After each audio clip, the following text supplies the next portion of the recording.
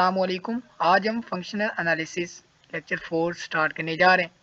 तो पिछली वीडियोस में हमने मैट्रिक्स स्पेसेस के टॉपिक को कवर किया और उसकी कुछ एग्जांपल्स को डिस्कस किया। आज के लेक्चर में भी इसकी मजीद एग्जांपल्स को डिस्कस करेंगे।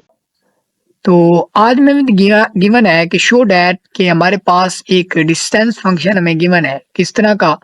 ये x ओवर 1 प्लस एक्स का under root minus y over 1 plus under root 1 plus y का square is a metric on real line R. तो हमने ये शो करना है कि ये जो गिवन डिस्टेंस फंक्शन हमें दिया गया है तो ये मीट्रिक है।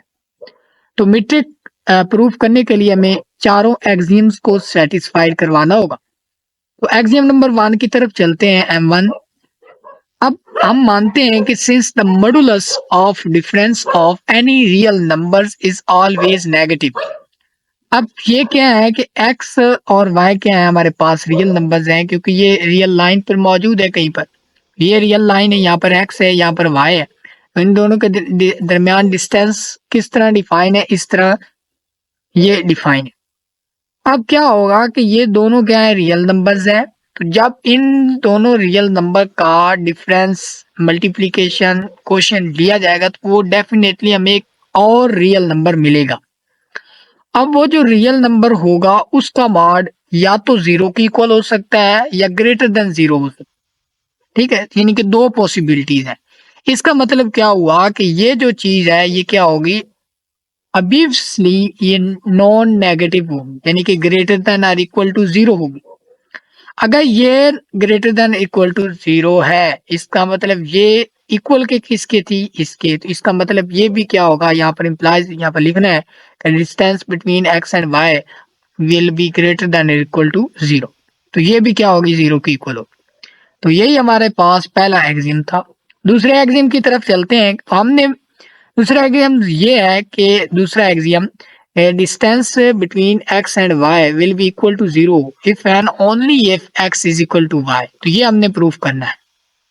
अब हमने क्या किया कि हमने पहली कंडीशन को मान लिया, यानी कि distance between x and y is equal to 0 है। इसको मान लिया। प्रूफ क्या करना है कि हमने x is equal to y, ये हमने प्रूफ करना है। तो ये हमने मान लिया है। अगर ये बराबर है 0 के, अब ये किसके इक्वल था? ऊपर आपको डिफाइन किया गया, ये तो इसके इक्वल है। अगर ये इक्वल 0 के, इसका मतलब ये भी 0 के होगा, यानी कि ये 0 के इक्वल है। तब भी पॉसिबल है, इफ एंड ओनली इफ, तब भी पॉसिबल है जब ये भी 0 के इक्वल होगा, क्योंकि ये वाली टर्म इसके इक्वल है। इसका मतलब ये अगर 0 के इक्वल है तब ही पॉसिबल है, इफ एंड ओनली इफ। अगर ये 0 के इक्वल है, अगर ये 0 के इक्वल है तो ये भी 0 के इक्वल है, यानी कि इफ एंड ओनली इफ की कंडीशन को लेकर चल रहे हैं। इफ एंड ओनली इफ जब क्या होगा? ये इक्वल 0 के होगा, ये 0 के इक्वल है। अब जो ये वाली चीज है, ये सारी जो कैलकुलेशंस है ये एक रियल नंबर्स को करेंगी। ये दो रियल नंबर्स है, इनका डिफरेंस भी क्या होगा? रियल नंबर से होगा। अब ये जो वाली टर्म जो है ये मॉड ऑफ एक रियल नंबर यहाँ से मिलेगा और उसका मॉड बराबर है 0 के।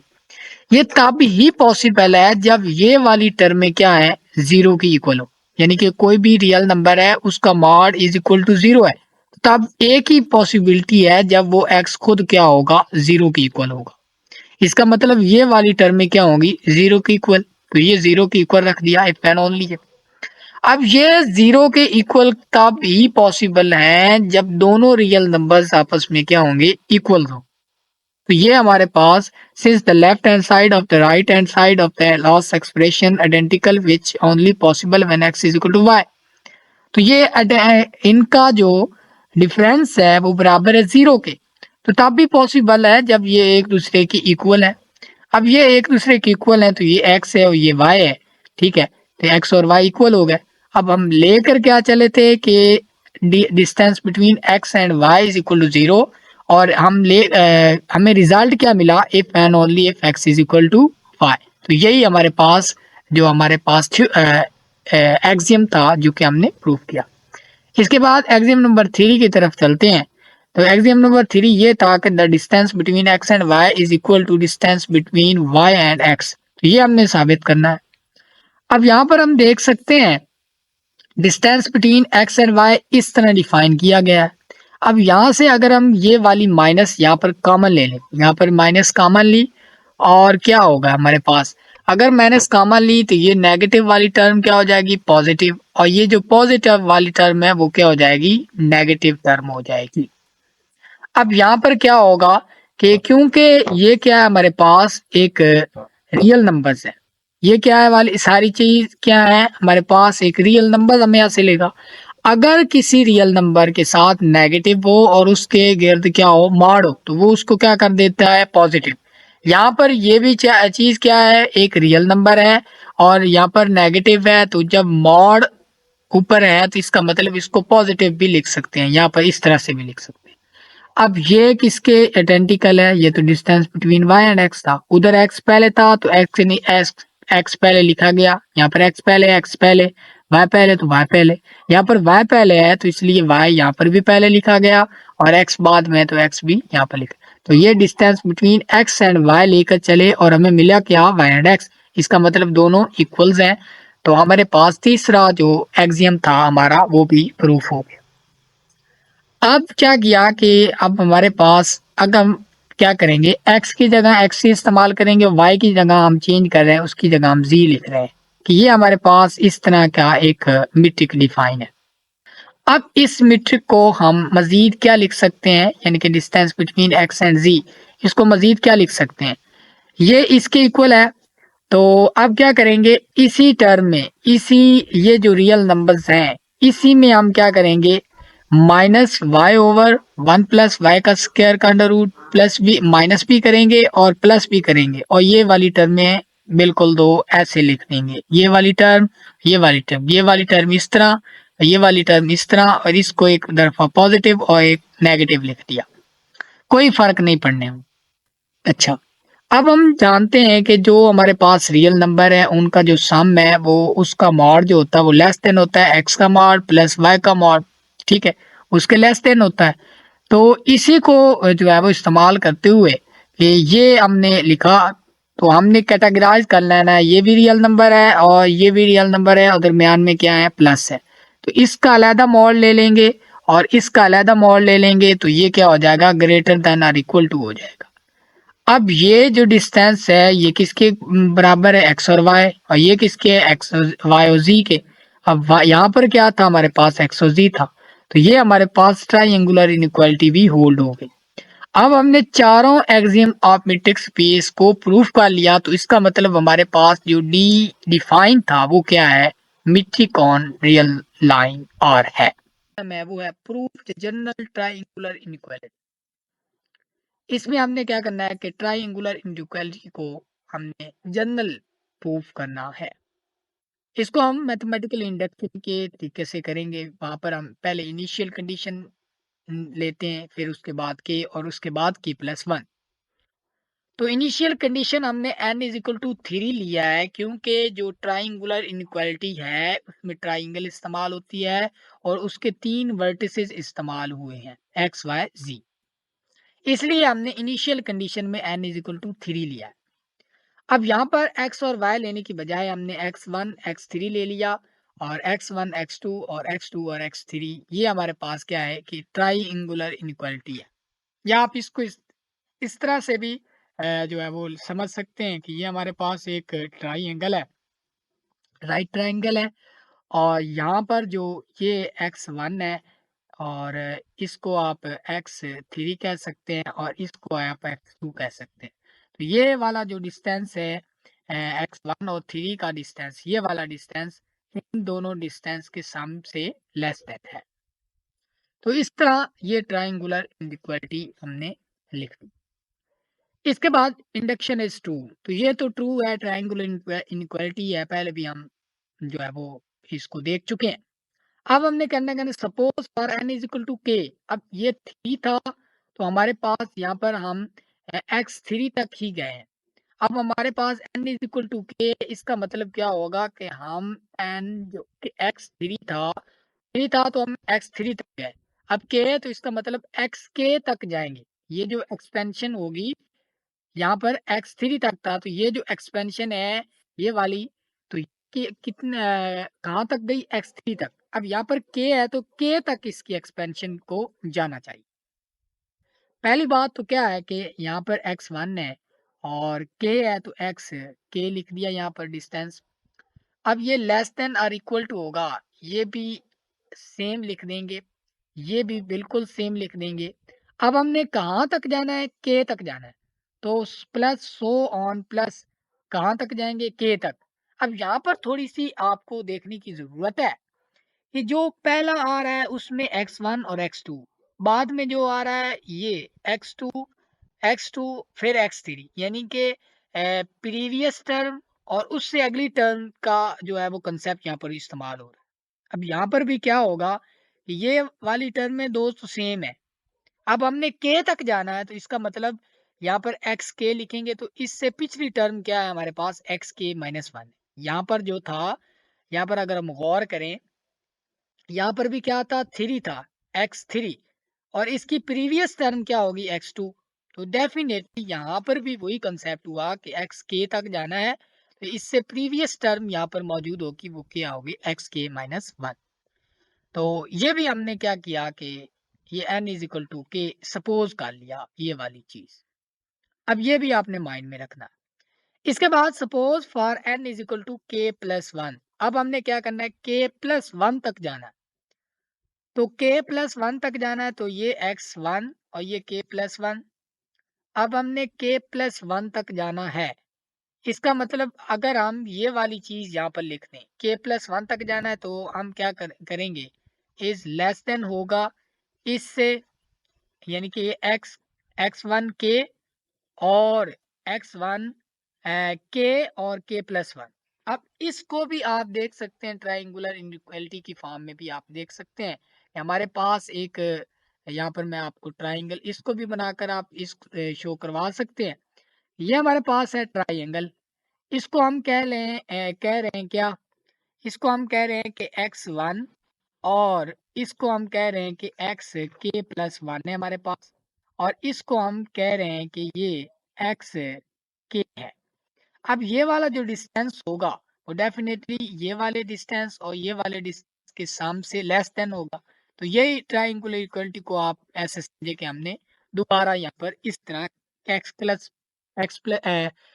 एक्स के प्लस वन की फॉर्म में ट्राइंगुलर इनइक्वालिटी को दोबारा यहाँ पर लिख। अगर आप गौर करें तो ये एज इट इज हमने यहाँ पर लिख दिया एक्स के प्लस वन। इसके बाद ये वाली टर्म क्या हो कि इस टर्म की जगह पर हमने क्या लिखा, अब इस टर्म से बड़े भी ये टर्में थी मौजूद है।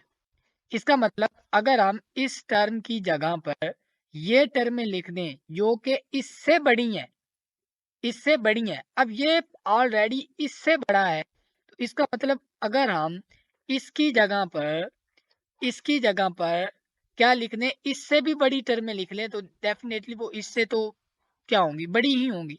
इसलिए हमने क्या किया कि इसकी जगह पर ये वाली टर्में जो है वो यहाँ पर लिख दी। यहाँ पर आप देख सकते हैं, यहाँ पर लिख दिया, और इसके बाद ये वाली टर्म एज इट लिख दी। ये क्या किया कि हमने इसको वन का नाम आप दे सकते हैं, यूजिंग वन की, तो हमने इस तरह लिखा। अब ये आ गया हमारे पास के प्लस वन तक हम पहुंच गए हैं। अब ये हमारे पास आखिरी जो हमारे पास थी हमारा स्टेप था, तीसरा स्टेप था x n is equal to k plus one का, वो हमने लगा लिया है।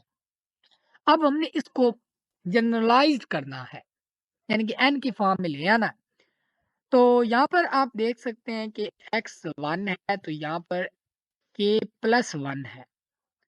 अब हमने क्या करना है कि k प्लस वन को n सपोज कर लेना है, और क्या करना है, k प्लस वन को n कंसीडर करना है, x1 को x नॉट और x2 को x1 कहना है। ठीक है, अब यहाँ पर x1 है तो x नॉट कह दिया, k प्लस वन को xn कह दिया, लेस देन और इक्वल टू x1 को x नॉट, x2 को x1, x2 को x1, ठीक है, और x3 को x2 कह दिया, इसी तरह सो ऑन। और k माइनस वन क्या होगा, ये होगा n माइनस वन की, यानी कि ये k प्लस वन था ना, k प्लस वन। अच्छा, ये जो k माइनस वन है यहाँ पर, तो यहाँ से अगर हम इधर भी माइनस लगा दें, इधर भी माइनस लगा दें, ठीक है, तो ये क्या आ गया है, n-1, यानी कि k की जगह पर जो होगा वो k-1 आएगा, और ये x के जो है वो बिल्कुल, अब ये वाली टर्म यहाँ पर सेम आ गई, और इसकी जगह पर हमने, अच्छा सॉरी, ये जो चीज़ है इसकी जगह पर क्या आ गया, इसको उसने यहाँ पर नहीं किया, इस चीज़ को यहाँ पर लिखा है कि k को हमने क्या किया, अब हमने यहाँ पर क्या किया कि n is equal to k+1 किया था, तो यहाँ पर क्या है, हमारे पास k है, इसका मतलब यहाँ से k की वैल्यू निकालेंगे तो n-1 बनेगा, तो n-1 लिख दिया, यहाँ पर k+1 है, हमने n की जो वैल्यू निकालनी है, तो इस यहाँ पर भी क्या होगा हमारे पास, ये जो k+1 है ये n की इक्वल है, तो यहाँ पर n लिख सकते हैं, तो ये आ गई जनरलाइज फॉर्म, यानी कि n की फॉर्म हमारे पास ट्राइएंगुलर इनइक्वालिटी आ गई। इसका मतलब जो ट्राइएंगुलर इनइक्वालिटी है उसको हम फर्दर इंटरवल्स में भी जो है वो डिवाइड कर सकते हैं। आगे हम इसके रिलेटेड भी एक प्रूफ पढ़ेंगे, आपने उसको भी जो है ना ज़रूर ऑब्जर्व करने की कोशिश करनी है। अच्छा, इसके बाद अब हम चलते हैं अपने असल क्वेश्चन की तरफ, जो कि मोस्ट इम्पॉर्टेंट है। ये हमारे पास कुछ यूं है कि discrete space in is in fact a metric space है, हमने ये शो करवाना है कि डिस्क्रीट स्पेस जो होती है वो भी मीट्रिक स्पेस है। तो डिस्क्रीट स्पेस होती कैसी है कि let x be a non empty set है, डिफाइन अ फंक्शन जो मीट्रिक डिफाइन है from real number to real number का Cartesian product with real number to real number by distance between x and y. किस तरह define है, जब x और Y equal नहीं है तो 1 आएगा हमारे पास, जब इक्वल है तो हमारे पास 0 आएगा। इसके बाद for all x and y belong to x then show that d is a metric on x. तो ये मीट्रिक जो हमारे पास है डिस्क्रीट स्पेस की, ये वाली यहाँ तक क्या है हमारे पास डेफिनेशन है। इसको एक और तरीके से भी करते हैं कि लेट क्या किया, एक्स बी और नॉन एम्प्टी सेट है हमारे पास, नॉन एम्प्टी सेट है, तो जो distance between x and y अगर क्या हो, इफ पहली कंडीशन क्या है कि distance between x and x is equal to क्या है हमारे पास 0 है। दूसरी क्या कंडीशन है कि distance between x and y हमारे पास है 1 की इक्वल है। अब इसको आप कंपेयर कर सकते हैं, इसके साथ साथ एक बनती है, एक ही चीज है हमारे। ओके, अब हम चलते हैं अपने प्रूफ की तरफ, इसको हमने मीट्रिक साबित करना है। तो अब हम देख सकते हैं कि जो अगर इक्वल नहीं है तो हमारे पास 1 की इक्वल है, यानी कि distance between x and y अगर इक्वल नहीं है तो 1 की इक्वल है। अगर इक्वल है तो distance between x and y बराबर है किसके, 0 के। अब ये तो 0 के इक्वल है, तो बात समझ में आ गई। अब ये क्या है, greater than equal to, greater than क्या है हमारे पास, 0 है, ग्रेटर देन 0 यानी कि 1 जो है वो ग्रेटर देन 0 है। अब ये वाली कंडीशन और ये वाली कंडीशन को जब हम मिलाएंगे, इसका मतलब क्या बनेगा, distance between x and y है वो ग्रेटर देन और इक्वल टू क्या है हमारे पास, 0 है, यानी कि 0 से बड़ा है, यानी कि यहाँ पर एक्स और वाई इक्वल नहीं है तो 1 है, 1 है ग्रेटर देन 0 है, इक्वल है तो 0 है, क्योंकि 0 है। इसका मतलब दो पॉसिबिलिटीज थी, उसको हमने एक ही बना दिया। अब ये तो हमारे पास पहला एक्सियम था, तो ऑब्वियसली क्या किया, distance between x and y is equal to 0 for all x belong to x. इसी तरह distance between x and y equal to 0 होगा। अब 0 होगा इफ एंड ओनली इफ, जब ये दोनों इक्वल होंगे। ये तो हम पहले ही में जो है वो जिस तरह हमने मीट्रिक डिफाइन किया था उसी को ही सेटिस्फाइड करवाया, तो ये तो हमारा एक्सियम नंबर 2 था। इस तरह axiom number 3 very simple. Axiom number 4, अब इसमें कुछ कंडीशंस हैं, इसको हमने फॉलो करना है और ये जो है बातें समझने वाली हैं कुछ। अब क्या था कि हमारे पास एक्स, वाई और जी हमारे पास है, एक्स के पॉइंट्स हैं। अच्छा, ये पॉसिबिलिटीज हो सकती हैं कि x is equal to y बराबर जी, यानी कि एक्स वाई जी तीनों एक दूसरे की इक्वल है। अगर इक्वल्स हैं तो इसका मतलब क्या होगा, distance between x and y, x and z and y वो भी क्या होगा, 0 के इक्वल। तो ये पहली कंडीशन हमारे पास होगी। अब distance between x and z, इसको हम क्या ये किसके ये इसको हम लिख सकते हैं जीरो के इक्वल, क्योंकि ये जीरो के इक्वल है। और इसको बराबर क्या लिख सकते हैं, 0 + 0 लिख सकते हैं। अब इस जीरो की जगह हमने distance between x and y लिख दिया, यानी कि ये तो जीरो के इक्वल था ना, ये वाला डिस्टेंस जीरो के, इस जीरो की जगह हम ये लिख सकते हैं। इसी लिहाज से आपने क्या करना है कि y और z, ये जो था y और z या z और y, इसको भी हमने जीरो की जगह पर लिख दिया। इस जीरो की जगह पर हमने ये लिख दिया और इस जीरो की जगह पर हमने इसको लिख दिया। इसके बाद जो आप यहाँ पर आप अगर गौर से देखें तो distance between x and z is equal to है distance between x and y plus y and z। अब ये एक कंडीशन आ गई हमारे पास इक्वल वाली। अब जब इक्वल नहीं है तो क्या आएंगे, सबका जो डिस्टेंस आएगा वो क्या आएगा, 1 आएगा। अगर 1 आएगा तो distance between x and z is equal to क्या होगा, 1 है। और वो लेस देन होगा distance between x and y, वो भी 1 था। y एंड z वो भी 1 होगा, क्योंकि x और y और z आपस में इक्वल नहीं है। तो जब इक्वल में नहीं था, अब ऊपर जो है वो पढ़ चुके हैं इसकी डेफिनेशन में, जब इक्वल नहीं होंगे x और y डिस्टेंस जिस पर मीट्रिक डिफाइन है तो 1 आएगा हमारे पास। तो यहाँ पर भी 1, वहां पर 1, तो 1 लेस देन और इक्वल टू 2 है। इसका मतलब क्या होगा, ये वाली टर्म जो है वो इंप्लाइज करेगी कि distance x and z less than है x और y और z। अब ये बराबर था और ये लेस था, तो इन एक कंडीशन ये है हमारे पास, दूसरी कंडीशन ये है। इन दोनों को जब हम कंबाइन करेंगे तो हम लिख सकते हैं distance between x and z less than यहाँ से आ गया और इक्वल टू यहाँ से आ गया, equal to x and y and z। तो ये हमारे पास था, हमारे पास थी एक मीट्रिक। अच्छा,